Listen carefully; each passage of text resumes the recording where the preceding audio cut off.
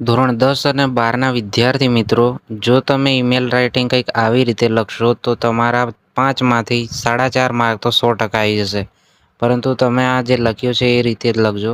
Two from subject જે છે line to line હોવું જોઈએ. ડોટ જે એની આગળ છે એ પણ, અને ઈમેલ આઈડી લખો છો એ કેપિટલ અક્ષર જરાય ના હોવો જોઈએ. બીજી ABCDમાં જ હોવું જોઈએ. અને અહીંયા જે આ દર્શાવ્યું છે એ માય ડિયર ફ્રેન્ડ્સની નીચેથી જે લાઈન ટુ લાઈન મેં જે રીતે લખ્યું છે એમ જ તમારે લખવાનું છે.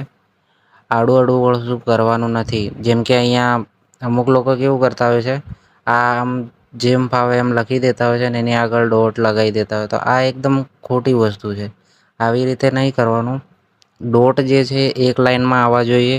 ટુ ફ્રોમ સબ્જેક્ટ જે છે એ બતાવી એવી રીતે એક લાઈનમાં આવવા જોઈએ.